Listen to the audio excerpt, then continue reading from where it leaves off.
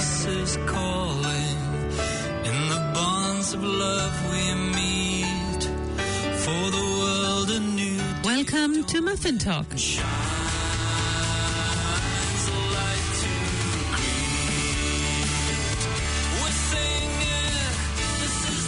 Kia ora and welcome to Muffin Talk. This radio program is brought to you by the initiative Titipounamu, Study and Joy. Muffin Talk is a weekly radio program to which I invite guests to talk about their work and their passion for issues on community programs, social justice, religions and faiths, and the care of the earth. So these are some highlights from the year 2022, and I hope that you'll enjoy them.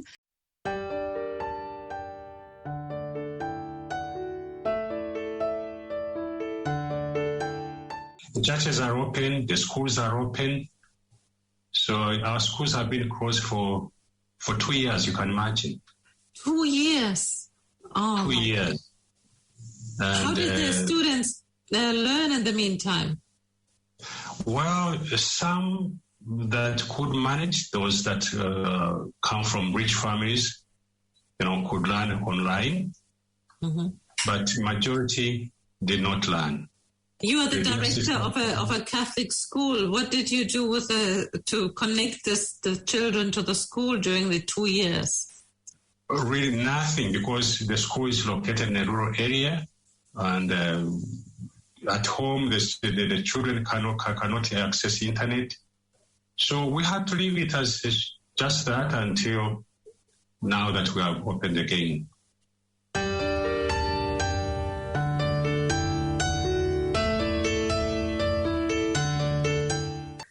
When I came to Wellington, as part of the Wellington Interfaith Council, I used to sit down with my Sikh friend, Manjit. We discussed various harebrained schemes for helping to house the homeless people in Wellington. And then when COVID happened, they got housed. And so we didn't have the housing problem anymore. And I was surfing the net. There's not much else to do when you're in lockdown. Yeah. And I was reading that in Europe, there's 500 million tyres a year going into the tips. And if you knock that down to New Zealand numbers, it's not unusual to see belts made out of bicycle tyres. I thought that's a good idea. And I thought, hey, what about those homeless people we were talking about? Why don't we get them involved? So when we came out of lockdown, that's exactly what we did. The Sikhs put in a seed fund through the umbrella Indian organisation called ECTA. With the help of the Salvation Army, we started working. And that was in 2020, and we're just going since then.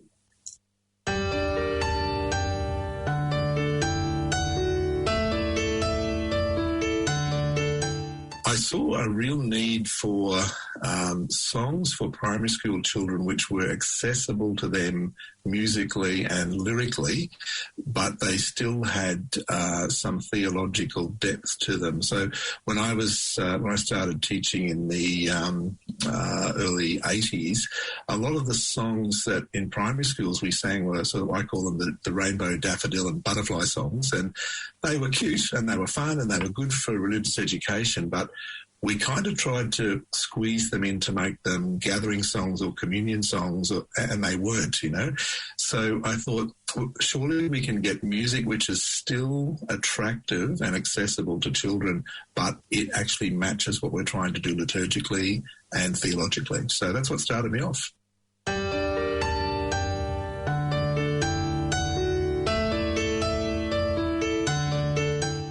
Chant was the original way that music really came with liturgy, and there's chant is still used in the church today, as we know. But the church, in its own words, has welcomed all different styles of music as long as it can be made suitable for the liturgy. And I think there's a breadth of stuff that we can use, and particularly if we look at it culturally, we know that when missionaries came to the Pacific Islands and Africa and South America, with the blessing of the church, the whole idea of liturgical enculturation happened, where we adopted some of the cultural traditions, particularly musical traditions, from some of the places where missionaries were spreading the gospel. And I think we're doing that culturally today. Like music is such a big part of contemporary culture, be it in South America or Auckland or Christchurch or Sydney or Brisbane, you know, or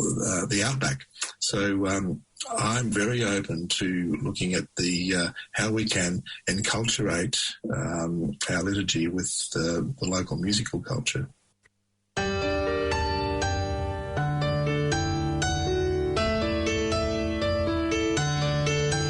The Pietà by Michelangelo. What do we know about the creation of this masterpiece? Indeed, thanks, Beate. It was originally commissioned by a French cardinal who was the papal ambassador, the French ambassador to Rome. And Rome at the time was the capital of the papal state. So it was commissioned by the cardinal for the French chapel in the old St. Peter's Basilica, the basilica built by Constantine in the 4th century for the cardinal's funeral piece. So it would have been an extraordinary work of art, unprecedented in its time in Rome, being a high Renaissance work of a Florentine sculptor in what was essentially an old medieval basilica, the first St. Peter's. So the Pope at the time was Rodrigo Borgia, Pope Alexander VI. So the French cardinal was commissioning it to a Florentine sculptor again for a piece in Rome. So it was a very important work for Michelangelo because he was young at the time when he got the commission. He was only 23 in 1498, and he was now coming to Rome, to a city that he would not have been well known in, to do a work of art for a French ambassador.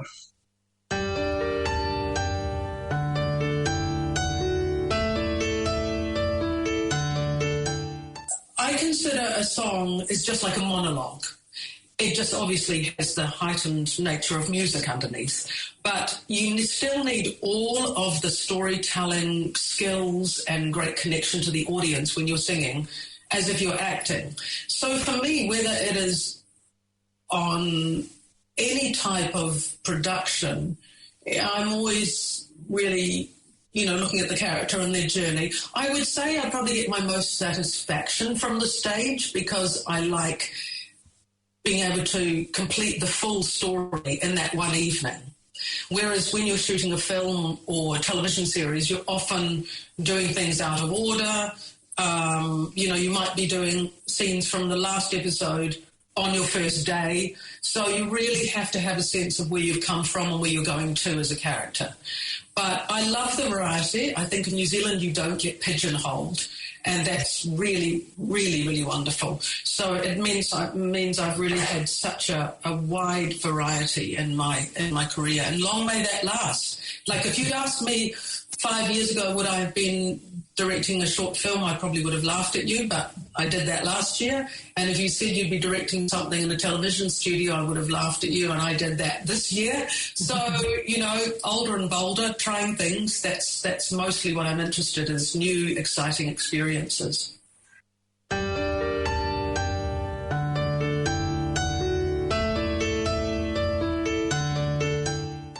So the intimacy coordinator puts in, if you think of us more like a stunt coordinator, we go in and break down the physical beats of the moment, like you would a stunt, and then the emotional beats, and we put those together. But we use, obviously, a third party with the intimacy. I'll call it IC for short.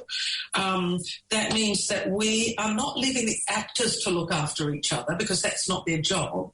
We are making sure that there is consent. That's probably the three tenets of our work: communication, transparency, and consent. Make sure everybody knows what they're doing, everybody knows what they're up for, everybody agrees where they're being touched. And, everybody has boundaries on their body. We carry things as people for many years. And it might just be that somebody doesn't want to be touched on a certain part of their neck, but the other part is fine, So we find other creative routes to create everything that we need to in a scene while still giving some autonomy to the actors. So it's been a game changer for actors.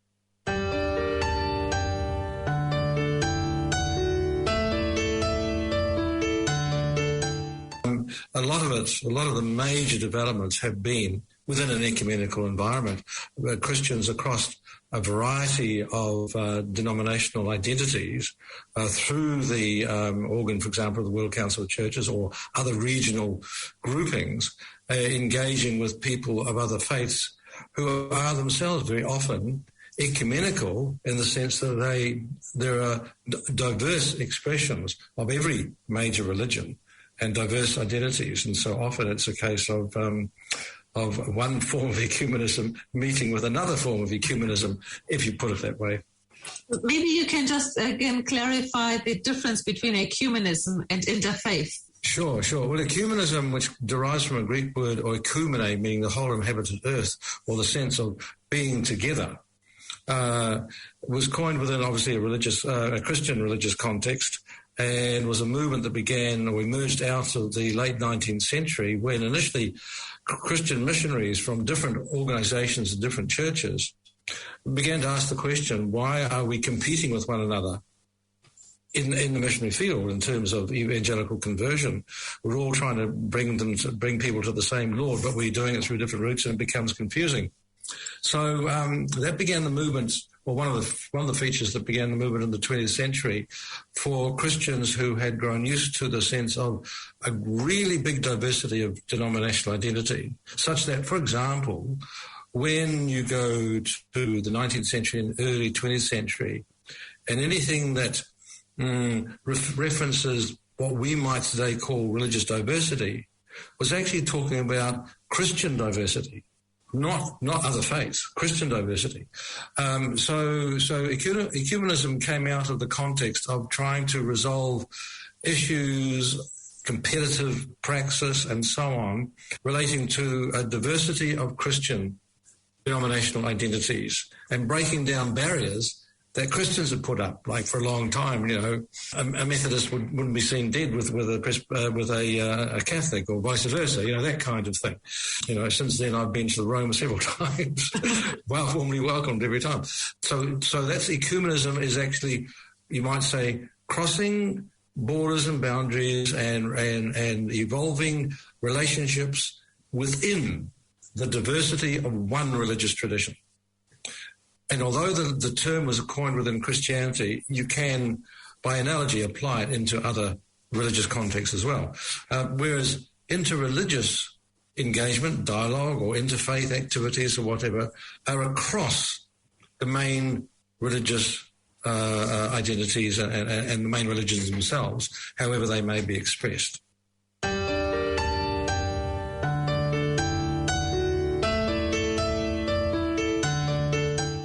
Son of David, son of Abraham.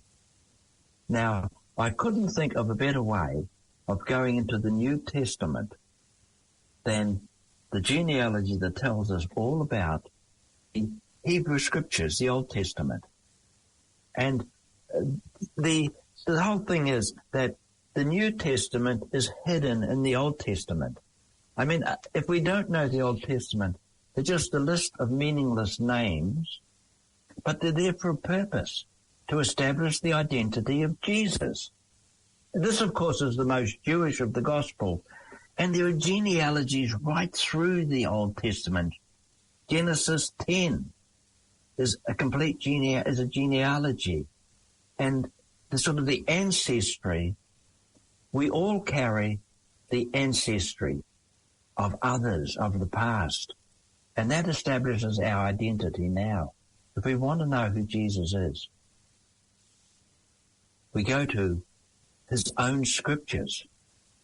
And there's it's a list of names, sure, but it's got a purpose. So, Brother Kieran, would you compare it to like a whakapapa? Absolutely, because a whakapapa establishes the identity of someone today in terms of their past.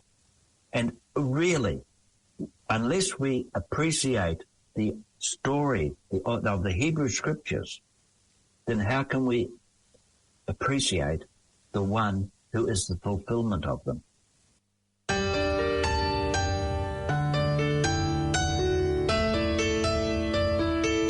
This is a very important COP because here in Egypt, Egypt, of course, considers itself very much part of the Middle East, very much part of Africa. And so this is being very much considered the African COP, which is hugely important because whilst the population of the whole extraordinary continent of Africa is only about 1.2 billion people at the moment, over coming decades, this is where all the fastest growth in population, economy and emissions is going to be. And therefore, it's really important for the world to come around Africa and support them to take a big leap forward so they don't go through old stages of fossil fuels and everything else to get to climate compatible economies and societies, that they leapfrog. And they have experience in this. So, for example, with phones, many countries had pretty dire landline phone systems.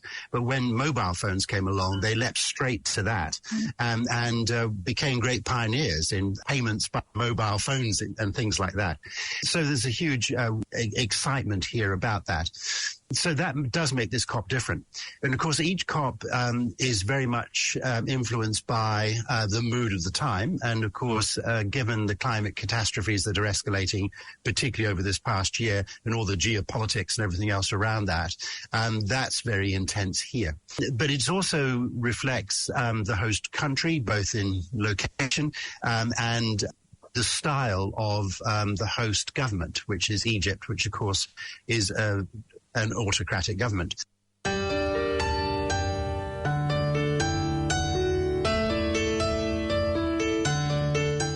What do you like about the events of exploring sacred spaces? I think this is a very unique kind of event, which is part of a social calendar for many people in Auckland. And it sits under the Auckland Heritage Festival, which is organized by the Auckland Council, which makes it even more special because it gives that much needed kind of a publicity to an event which promotes social cohesion and harmony among faith communities and also among the general public as well. It is an open invitation for public to visit any of the sacred spaces that is advertised or in that particular year.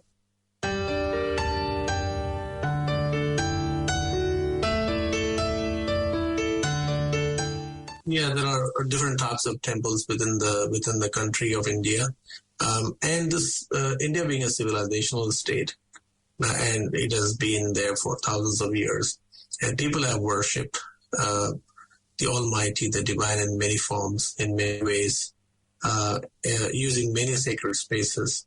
The South Indian temple is very different in the sense that the architecture that has been used in the South Indian temples is of a different sacred geometry. You have tall kind of, gates and what we call as the gopurams on the top, and the sculpture of the temple is so unique. The deity is normally in black granite stone and carved exquisitely by the sculptors, and they are very opulent and palatial in origin. So can these deities, are they carved in New Zealand or are they carved in South India and then brought to New Zealand? Mostly in South India.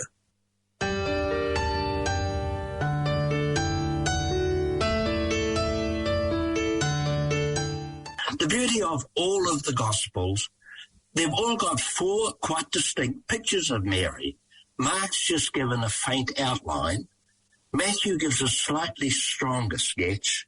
Luke gives us Jesus' first disciple, Mary, who ponders over the words spoken to her about her son and acts on them. And John, we get a full picture of her role at Cana and Calvary. But in no gospel is she the dominant figure. Always she's in relationship with her son and a pointer towards him. What is so fascinating is the way that the portrait of Mary develops through the 4 Gospels.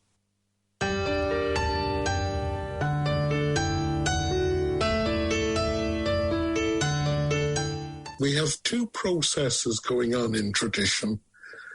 We have the tradition that we think of as constantly drawing more and more depth out of the origins and elaborating them.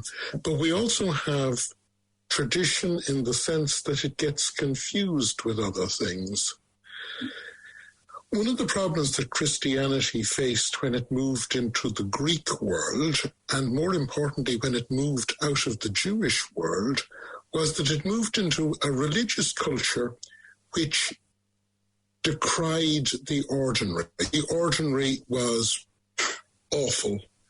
The ordinary was the sordid, and religion became, the ideal Greek religion is a religion of wondrous gods and wondrous heroes and wondrous divine beings who get on with their life parallel to us in an upper space. And they're not, religion is noted by how different it is to our life. And indeed, religion can be compartmentalized and taken almost outside of life, except for when you engage in these acts of religion, linking, which literally means linking up.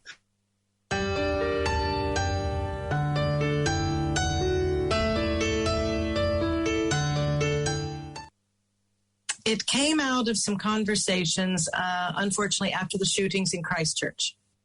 And there were a lot of conversations about, now, unfortunately, we have more disabled people.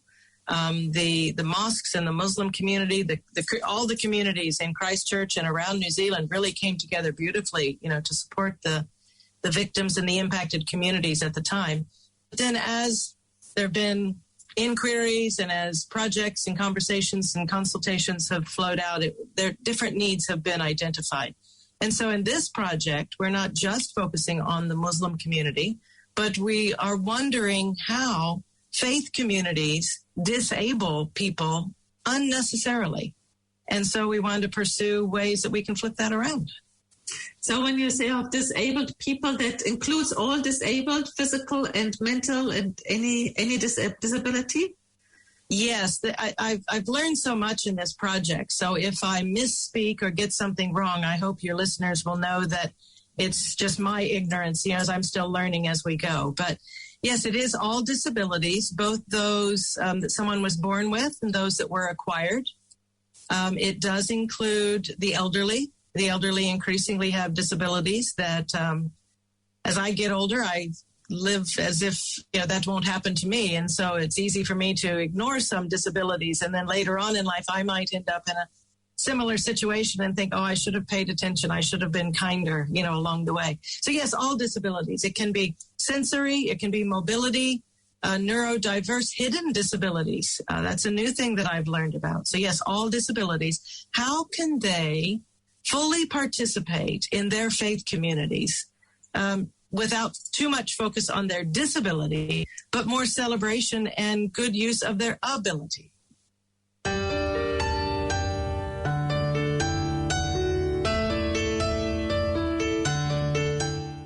Some people were fascinated that there would be such a big project that focused in any way on religion.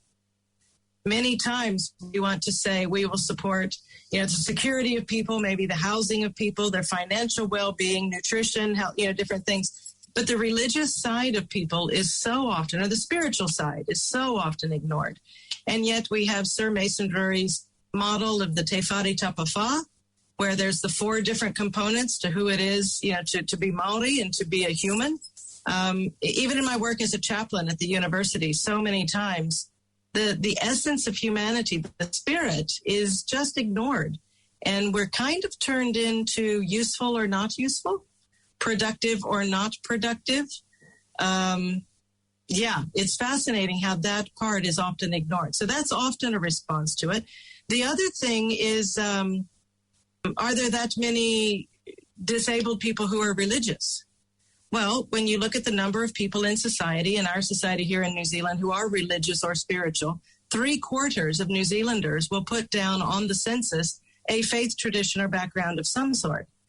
And if you think about the statistics of people who are disabled, and you think they have certain impairments that potentially limit how they engage in the world around them. Wouldn't it be lovely if they had all the resources and assets of their spirituality to support them as they go forward? So whether they're spiritual or whether they have a formal religion, they're part of an organized religion, wouldn't it be a comfort and a joy for them to be able to have full access to all of who they are?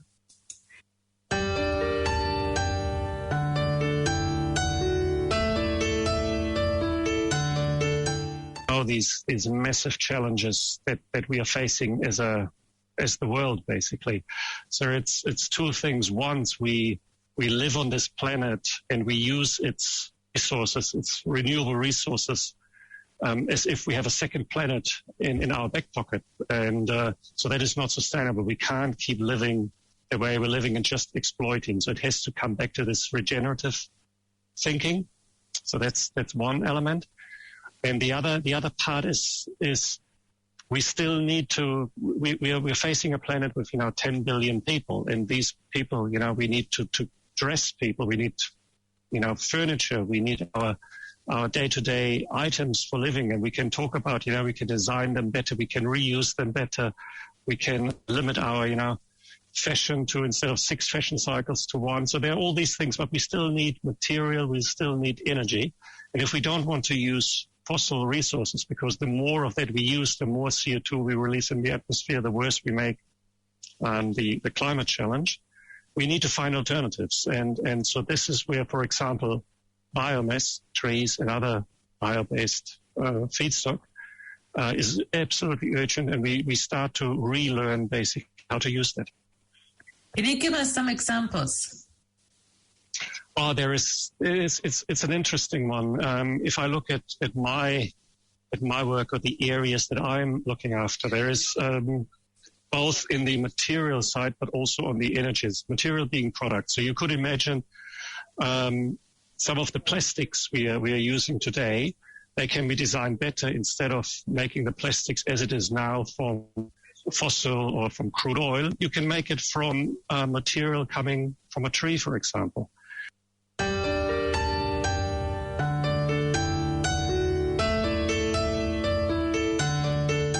And sustainable is more than just economic sustainable, like running a profitable business. It has to be socially sustainable, and it has to be environmentally, ecologically sustainable.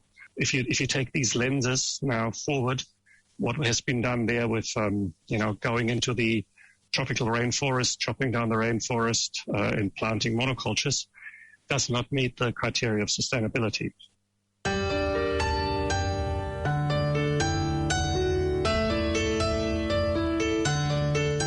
It's the question is not if, it's like when we do that. It's a little bit like the Stone Age. The Stone Age didn't stop because we were running out of stones. The Stone Age stopped because we developed better materials. And this is the same with the Fossil Age. We will not drill into the ground until we've taken the last drop of oil out. New and better ways are coming. And a lot of predictions look at, say, the year 2050, for example, where we will likely use 3 times as much plastics. But that plastics will come from better recycled systems. It will come from bio-based systems, it could be from trees, but also from direct use of CO2 in the atmosphere.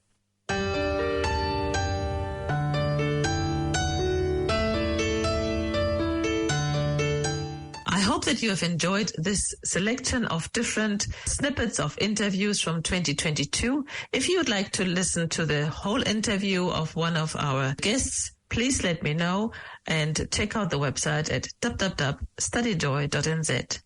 I wish you a very happy Christmas and many blessings for the year 2023. Kia kaha, keep safe.